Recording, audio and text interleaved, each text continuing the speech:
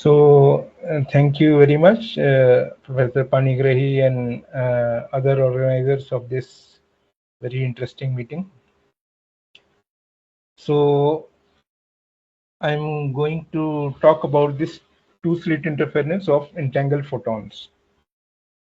And my collaborators are this Ananya Paul. Just a minute. Please take 40 minutes for your talk and then 10 minutes of discussions. Total 15 minutes. Okay. So can you please remind me in 10 minutes before? Okay, sir. Yeah.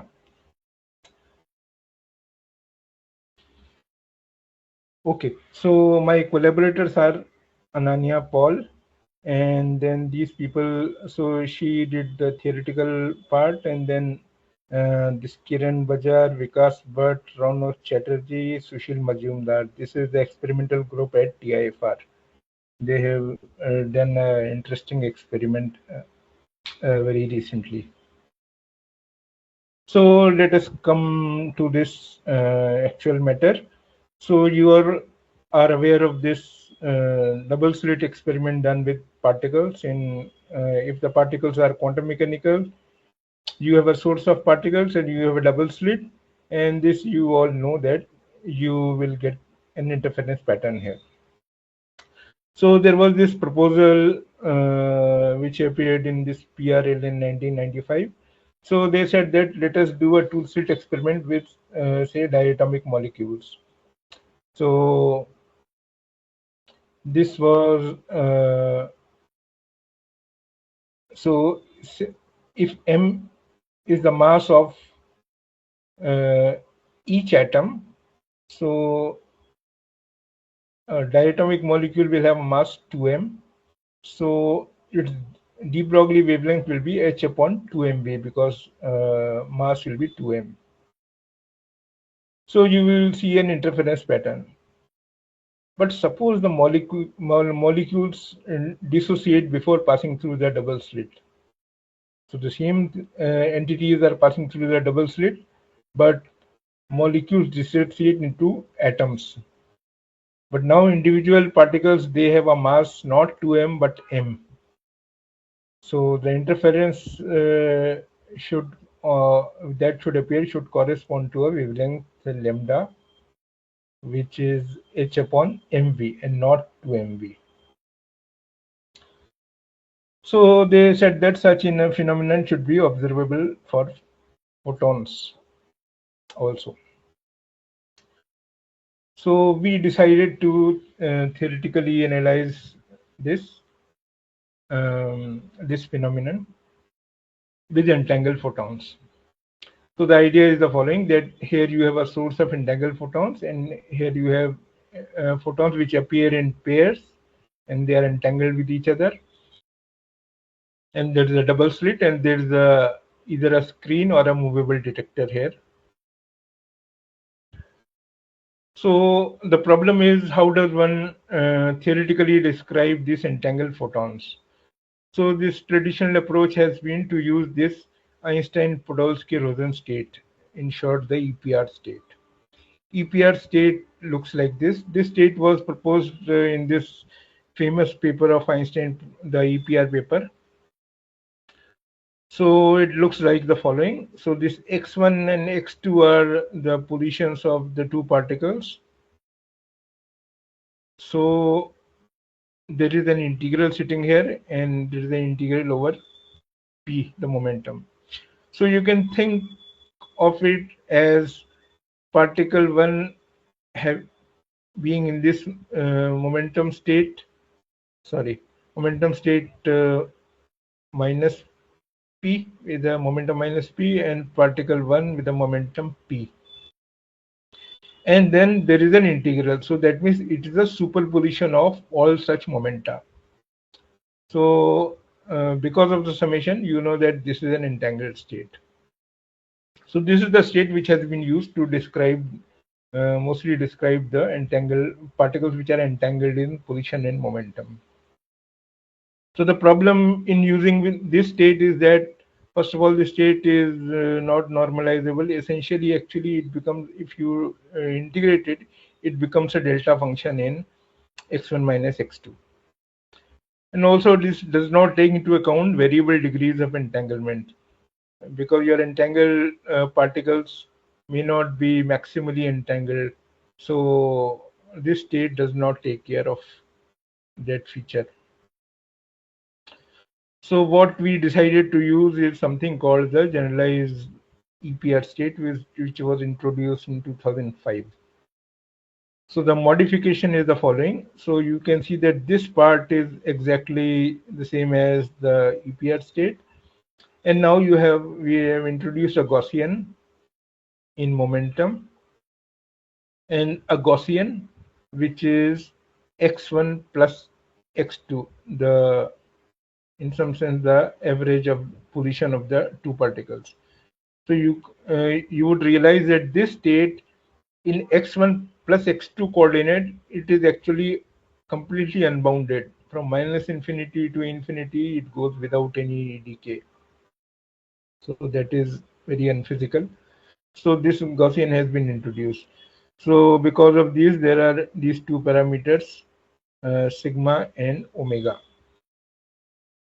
So one can perform this integral over P, and this state reduces to nicely to two Gaussians, one with width sigma and one with the width omega. This x1 minus x2 and this x1 plus x2. So this sigma and omega, they quantify the position and momentum spread of the particle. Uncertainty in the position, so all the two particles are entangled. Uncertainty in position and the wave vector of the two particles can always be calculated, and position uncertainty is the same for both the particles. It is sigma square plus omega square under root, and spread in the wave uncertainty in the wave vector is given by this 1 upon sigma square plus 1 upon omega square root. So for a long time I had wondered that how to actually quantify the entanglement of this state. This we were not able to do, because you know that there are lots of measures of entanglement, but they are all for finite degrees of freedom. When you have continuous degrees of freedom, things are not so easy. So it was not so easy to quantify the entanglement of this state. But recently, there is a work paper by Panigrahi and collaborators where they have actually introduced this generalized entangled measures for continuous degrees of freedom. So in a separate work, we have been able to actually quantify the entanglement of this state, and this measure turns out to be this 2 into sigma minus omega whole square divided by sigma square plus omega square. So this 2 has been introduced to in the spirit of this usual measure, which is concurrence. So from here you can see that if sigma is equal to omega, then particles are actually disentangled, and they will be maximally entangled. For example, if sigma becomes 0, then you see that this entanglement measure will be 2. This will be the maximally entangled state. Okay, now how does one carry out the time evolution of this wave packet? So first, let us talk about just a one-dimensional wave packet along the x-axis for a single particle. So wave packet can be written in the momentum space as this, and this time evolution can be is just given by this e raised to power I kx minus omega t. In general, omega is a function of the wave vector. It depends on the position. For massive particles, it is just h cross kx square by 2m, basically p square upon 2m. For photon within Fresnel approximation, if you consider that photons are actually moving along the z direction, So most of the wave vector and the wavelength is defined by this wave vector along the z direction, but there is a spread along the x direction and y direction also. We'll consider only a one-dimensional problem where we'll consider the spread along x direction. I mean, transfer direction transfers to the direction of propagation. So kx is supposed to be much smaller than kz. So in this limit, one can actually show that this omega is given by this. So the split of a photon wave packet in the x direction, which is moving essentially along z direction, is given by this. So this is basically also a Gaussian here in momentum space. So to deal this, to study this entangled state, generalized EPR state, when you can introduce new coordinates, x1 plus x2 average and x1 minus x2 by 2. So that we call R and Q. So the initial state looks like this, and the time propagator is this. So you can see time is appearing here, and this c is the velocity of light. That's all, and lambda.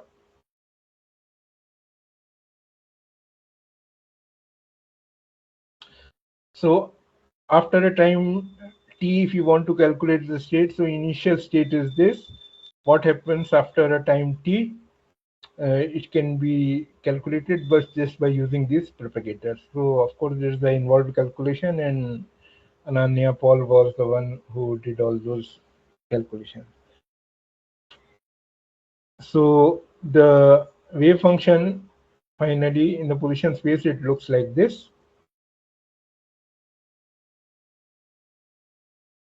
So you can see in the denominator there was just some sigma square and omega square. Now you have sigma square plus I alpha, omega square plus I alpha, where alpha is given by this delta L upon 2 pi. You might wonder where has time disappeared.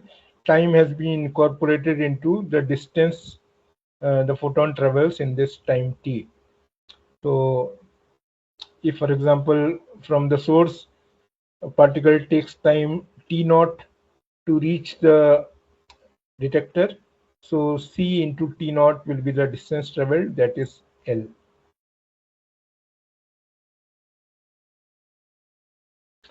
So then once the particles, entangled particles, they reach the double slit, then we have to take into account what will be the, how to take into account the effect of double slit. Normally, if you employ a potential, etc., the problem becomes very complicated. So here we just assume that these are rectangular slits. So in this, along the x direction, what you do is you do this truncation approximation. You assume that only states, only the wave function from here to here is able to pass through, and from here to here it is able to pass through. Rest it is not able to pass through. It is equal to it becomes equal to 0. So this one can do, and slit separation between the two slits is small d.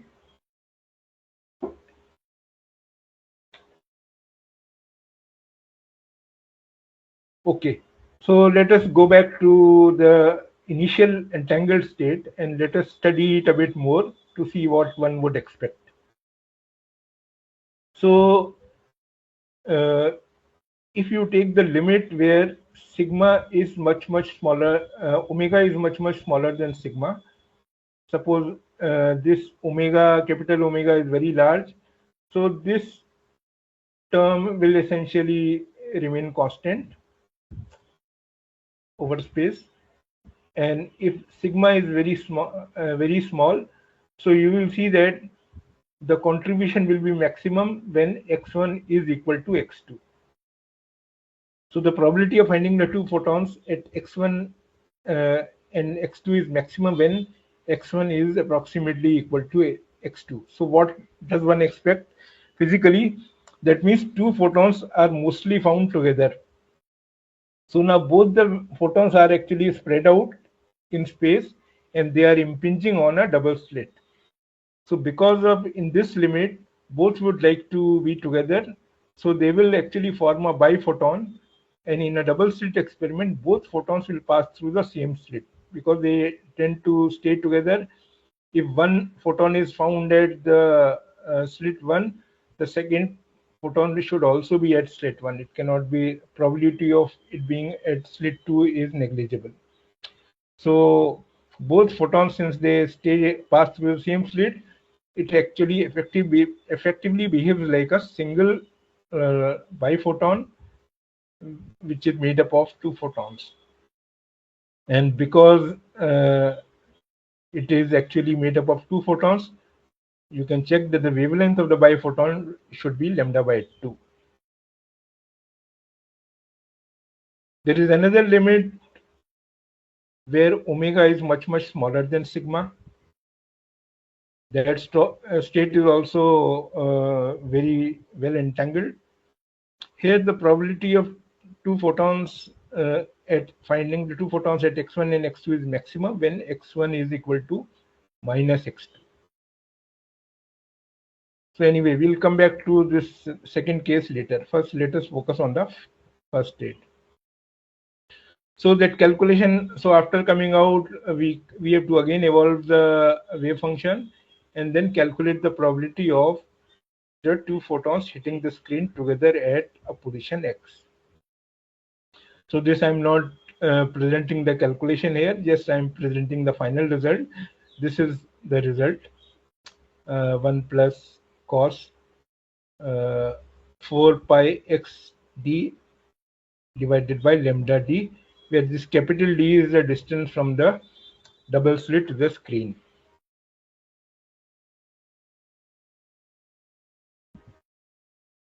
And people who have already seen such expressions, they would notice that normally you have 2 pi xd in the numerator. Here we have 4 pi. This is already an indication that there is a lambda by 2 sitting here instead of lambda. So now if you plot this here, this is what you see. So the blue curve is for this biphoton, and in the dashed curve I have shown what you would expect if it were a single photon. So if you were a single photon, you will see that the fringe width would be larger, and here the fringe width actually becomes half. So the particle is actually, this is actually evidence that particle photons are actually behaving like a biphoton with a wavelength lambda by 2. So this was experimentally confirmed by these people. Two people did this experiment with the Japanese group, Idamatsu, 2006, and then Padua's group in 1999. They have actually already done this experiment. So this part is not new, although we did the calculation. Now, from our calculation, we inferred that if the entangled photons are moving not in the same direction but in the opposite direction, and we make them pass through different sets of double slits. So there is a double slit here, there is a double slit here, and these two photons are not overlapping in space, they are moving in different directions. And then there is a detector here, there is a detector here. So one can see that the way we have done the calculation, it does not matter whether the two photons are moving in the same direction or they are moving in the other direction. So you can check that this analysis will be completely similar and the result will be exactly the same. So for photons which are not going through the same double slit, if you do a coincident measurement, you should see the same kind of interference pattern as I have shown in this figure. So specially separated entangled particles behave like a single particle of wavelength lambda by 2. So this was the work by Ananya. So we had a lot of problem in publishing this because the referees were not ready to believe that this could happen when the photons are widely separated and they are not going through the same double slit. So we had a lot of problem in publishing it, but finally it got published. And during the discussion with the referees, we also came across another paper which was written experimental work which was written 2 years before our work. Our work was in 2018, so this was in 2016. So they had actually done this experiment where they had a clever way of making two electrons emit from a hydrogen atom. So they have a hydrogen atom, and these two electrons, they emit together from that. So they are also entangled electrons. So they observed that there was an interference pattern such that so they observe an interference pattern.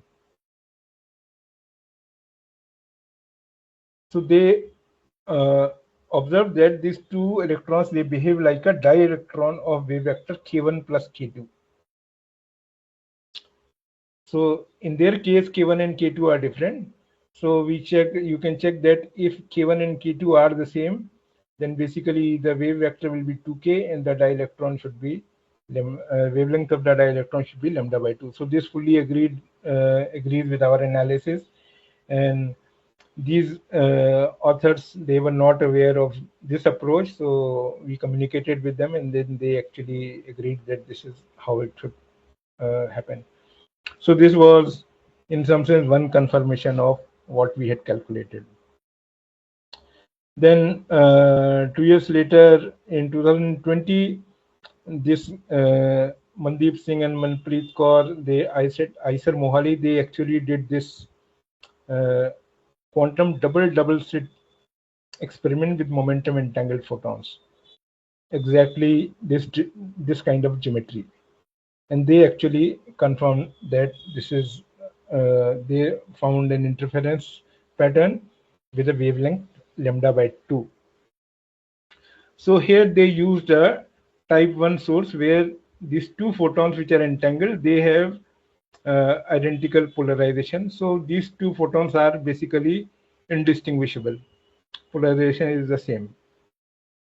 So you know that traditional load says that in order to see two photon interference or two particle interference, the particle have to be indistinguishable. So that condition is satisfied here. Now let me describe. So recently, Sushil Majumdar contacted me and they found our results very interesting and they decided to do this in their own way. But now with the photons which were generated from a type 2 source, where these two photons are orthogonally polarized. So their setup is this, that they have this laser and then they have this nonlinear crystal, and it produces pairs of entangled photons of type 2, and then there's a double slit, and then they have this EMCCD. They don't use separate detectors, they use an EMCCD. EMCCD is a sophisticated kind of camera where it will detect sort of on different pixels the photons landing at different parts of this EMCCD, and then you can do, using software, you can do a correlation between different positions on which the photons are detected. So the first part which they did was the biphoton part. So this is the actual beam which they see on the EMCCD. Then they do a correlation at two positions, x1 and x2. So they see some kind of correlation. Then they actually plot this coincident count as a function of x1 plus x2, exactly what is what we have done, some average position of these two photons. So here they actually see an interference pattern, and this is plotted here. So this exactly shows an interference pattern with a wavelength lambda by 2. So this is a very interesting result, that although the two photons are actually distinguishable, so still they are able to show interference, and they behave like a biphoton.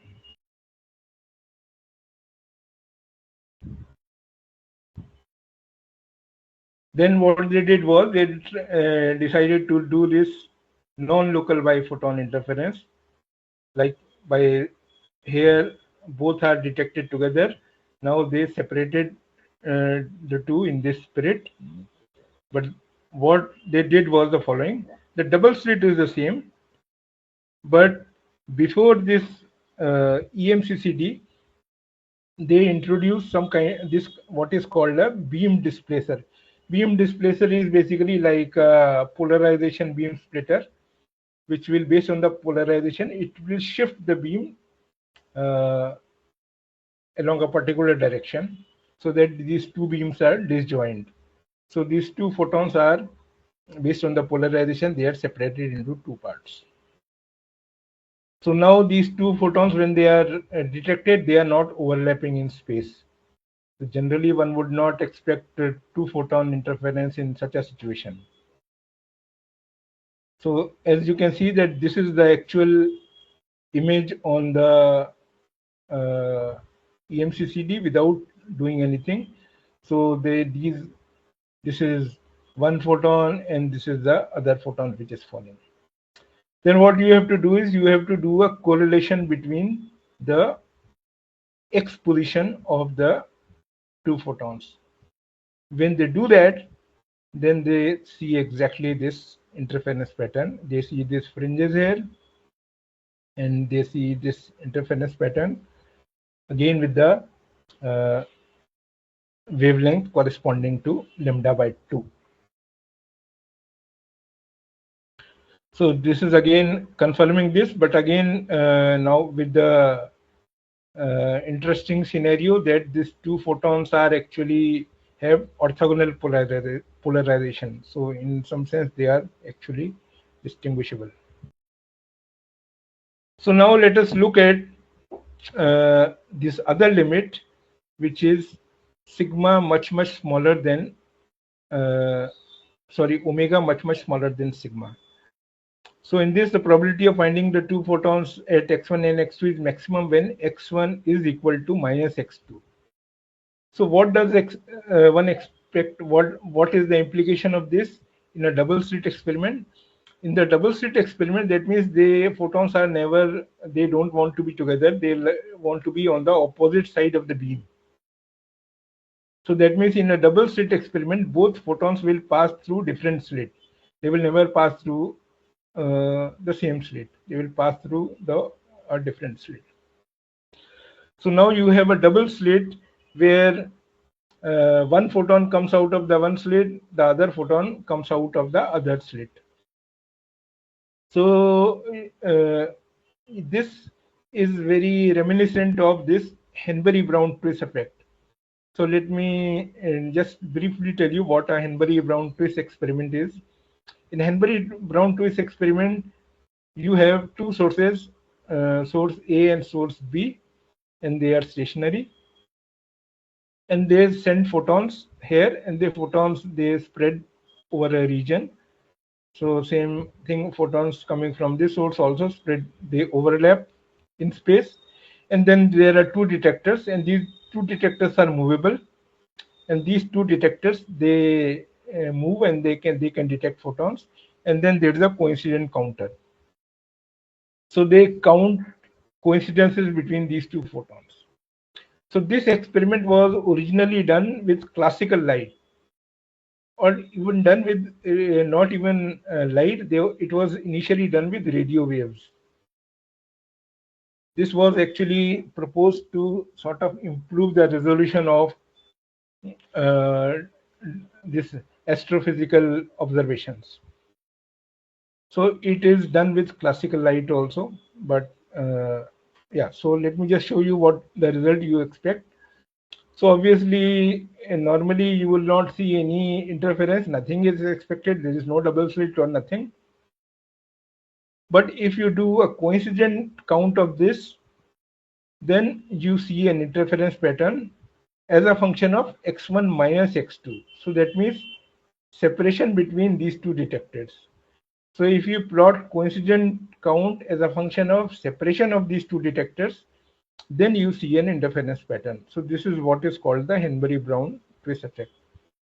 So now the geometry here seems to be the following. You can assume our experiment here that there is a two-photon source sitting here, and then there are these are the two slits, but one photon passes through this slit and the other always passes through the other slit. So basically it will act like two independent sources of photons, and then they can overlap and we can detect them.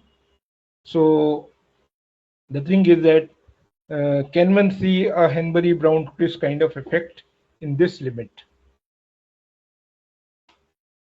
So these people actually did this experiment in this limit, and again, so this is done for two different slit separations, 600 micrometer and 400 micrometer. So just concentrate on one for the time being. So this is again the beam, and then they just check correlation between two positions x1 and x2, and then they plot this coincident count uh, as a function of x1 minus x2, and lo and behold, you see a Hanbury Brown Twiss kind of interference pattern here.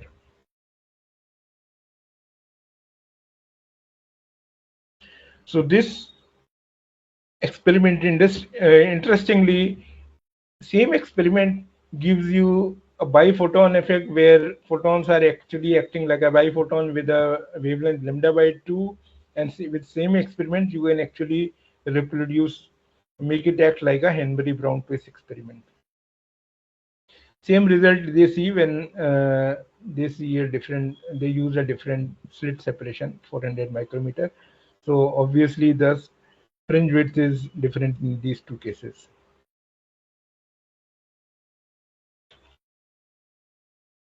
Now let us say whether a Hanbury Brown Twiss effect, which is non-local, is it possible? If we separate out the two photons, can we still do that? Sir, Qureshi. Yeah. Hello. 10 minutes. Okay. Another 5 minutes, sir. Okay, thank you. So in this limit, when the two photons, they don't pass through the same slit, they always pass through opposite slit. They did this experiment that there is a double slit, and then again before this EMCCD they introduced this beam displacer. So that part I have not shown you. That is more of a technicality, how they go from this first limit sigma much smaller than omega to omega much smaller than sigma. So just assume that, believe me that this has been done in this experiment, and they put a beam displacer so that before they reach the detector, these two photons are actually separated based on their polarization. So you can see this on the EMCCD, they are widely separated, and then they do a coincident count and plotted with respect to x1 minus x2, separation between the two positions, and indeed they actually see interference pattern. They see these fringes and this. So exactly Hanbury Brown Twiss effect is recovered, but this is a very curious non-local Hanbury Brown Twiss effect, and to our knowledge this has not been observed before. So let me summarize the results. So entangled particles, they behave like a single particle with a, they can behave like a single particle with a wavelength lambda by 2. Entangled particles, they behave like single particle with a wavelength lambda by 2 even when they are widely separated in space. That is basically because of entanglement.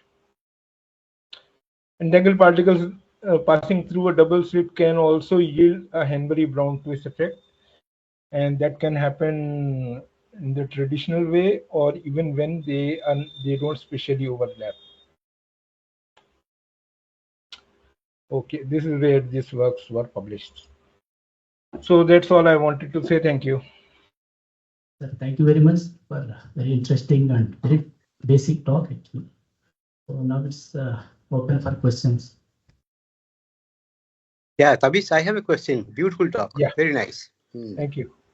See, Tabish, some of these entangled states can show sub-Fourier spectroscopy because of phase-space interference.